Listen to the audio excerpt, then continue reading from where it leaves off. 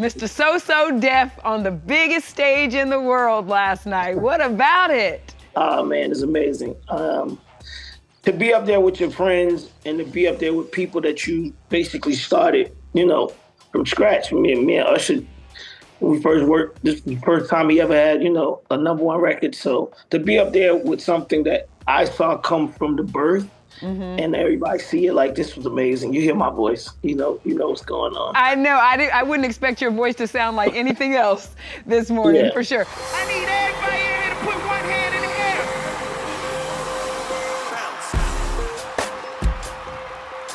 Bounce. Watch this.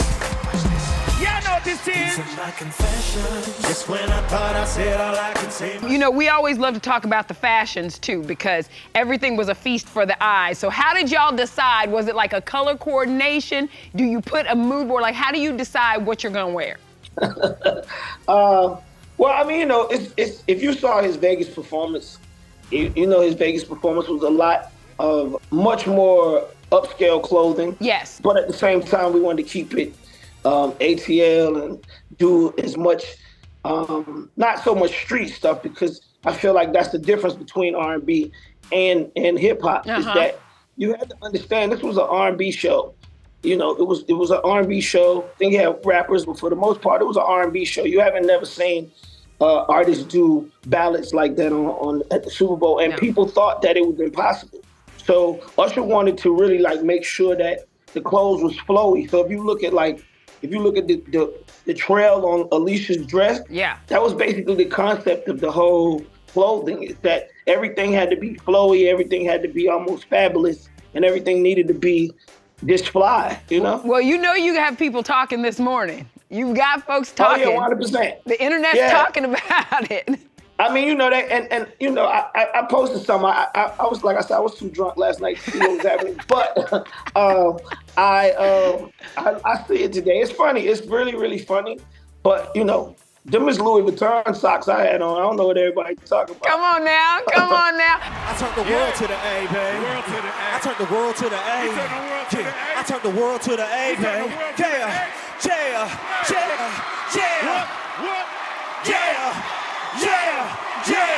Yeah. I love you.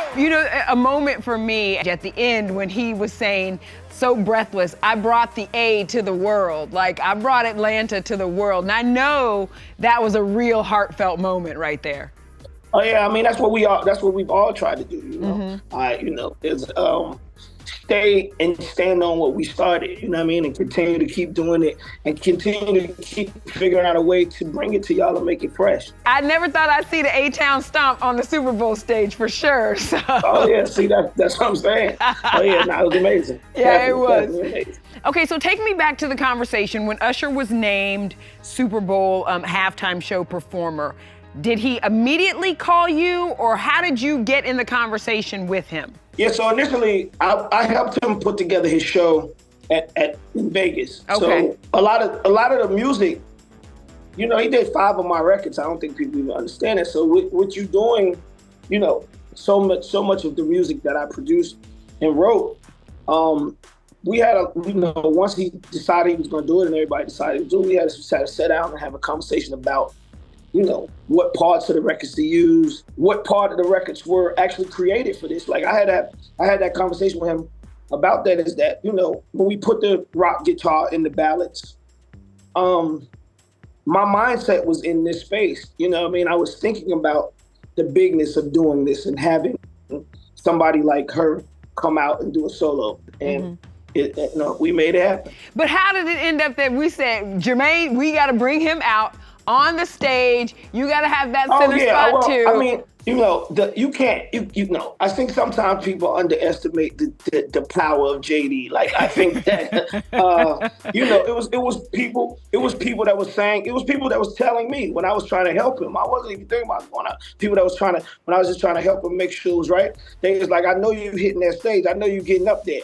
So I mean, I think, since people know our connection, they just wanted to see that happen. Once we started rehearsing, that's what Usher wanted. Because I changed what I was saying multiple times, because he was like, JD, it's got to be the moment where people know. He was telling me He was trying to tell me what to say. Yeah. And he would record himself saying what he thought I should say. So it hit him too. It was like, I need you up there. We got to represent every part of what people know about me.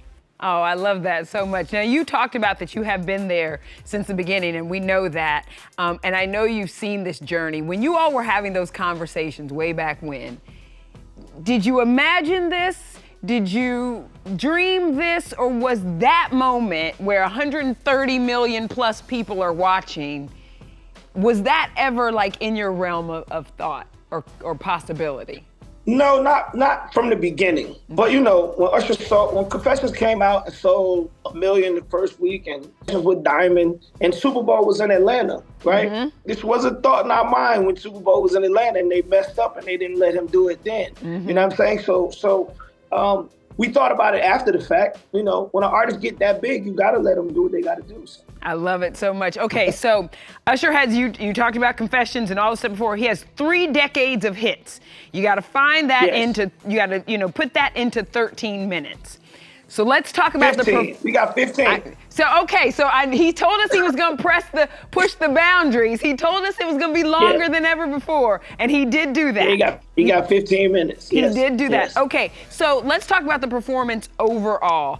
What was your take? And the response from the fans, myself included, was like, I'm losing my mind. So what do you take about the response from the fans? If you're an Usher fan, right, I think Super Bowl is for, first, the person that performs, they gotta perform for their fans first. Yes. And then the other people there that maybe not a fan, they catch on afterwards. But I feel like as far as if you're an Usher fan, he did everything that he was supposed to do.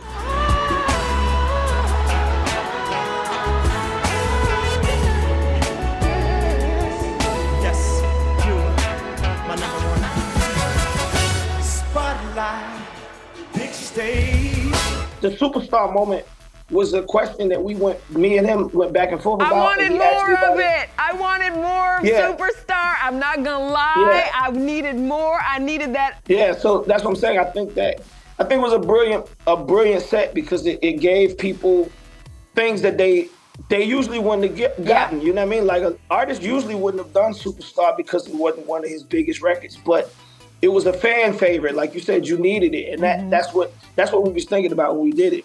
Yeah, I was gonna say, and you're right. I think it's like a viral favorite too, Superstar is. 100%. And then, if I'm being honest, if I'm being a Monday morning quarterback, I also wanted more Bad Girl. That's like that's the women's song. That's our female anthem. That's where we strut to an Usher song. I mean, well, listen, I think it was amazing that Usher decided to let her do the guitar solo because that's what she does. And so she had the Bad Girl moment. Mm-hmm. She was the bad girl. Las Vegas, where my bad girls at? My bad girl. Was there anything that happened in the performance to you that was a surprise, or did everything go according to plan? Oh, initially, well, not during the performance. I mean, during rehearsal, when I finally saw the stage and everything, I didn't know that the stage was going to be moving while he was skating. I feel like that was the most electrifying thing I've seen on TV in forever because the floor was moving this way and he was sliding this way. And it's just, for your eyes, it's crazy. Mm-hmm. I think everybody I've talked to has said that man on roller skates on that stage was otherworldly. It was incredible how that looked. Yeah, you don't realize how hard that is. That's not easy. But I mean, he jumped out the skates and then took the skates back off and kept performing. That's not easy. No. That's not easy. And wait, didn't he have a little skating party last night afterwards at his party? Didn't they put the skates on and they had a roller skate rink there? Yeah. Did you get on skates? I mean, and that's true.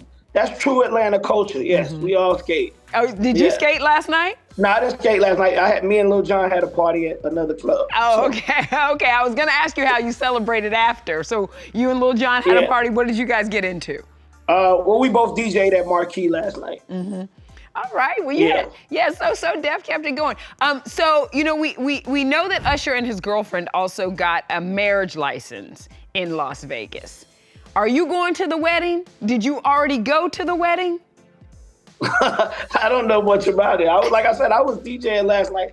I saw a little bit of it, but I don't know much about it. I guess I'll hear about it in a little while. Okay, so you didn't congratulate him like, hey, congratulations, man, on the marriage. You didn't No, do that. actually, like I'm saying, I actually didn't even see him after I congratulated him after we got off the stage. And then when I left, when I left, it was like full motion for me. I had to go to work. I want to get into you and give you a little bit of your flowers right now, too, because you were just recently announced as the new creative director for Create Music Group, right? So how do you want to continue to make an impact on music, an impact on culture, with you now stepping into this new role?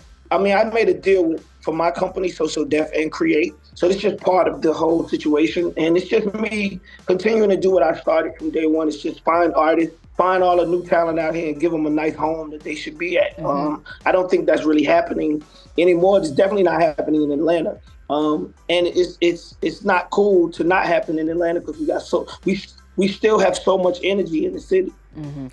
Just to follow up on that, do you feel like, Jermaine, your contributions to music have been underrated? Because I do. 100%. Yeah. My first #1 record was in 1993 with Criss Cross. I got the hottest record on the streets right now with Money Long, and it's the biggest TikTok sensation on TikTok, and I just performed at the Super Bowl. Yeah. I don't know what else you want me to say. I hear you. Now, did you see, by the way, with the song with Money Long, did you see Plies do his thing with yeah. So is that really gonna happen? Yes, I spoke to him. We're gonna make that happen. It's so dope. I cannot wait for it. I need to see you do your version. Where's the ET version at? Listen, you gotta do it. I tried to sing to her when she came to our platform at the Grammys, and I was like, let me stop. Let me stop. Hey, you gotta do it. It's all good. It's all good and fun. I got one more thing I gotta say. I put out my new single Friday, and it's my new single called Little Games We Play. It's featuring Nelly, Ashanti, and Juicy J. Oh, okay. Now, what kind of games are Nelly and Ashanti playing with us right now? Oh, that, you can already tell. Yes, you can. You already know. I just like that my girl is happy. That's what I like. And I'm loving it. I'm loving it. All right, Jermaine, thank you so much. We appreciate you. Congratulations. Y'all murdered that stage last night for sure. Thank you.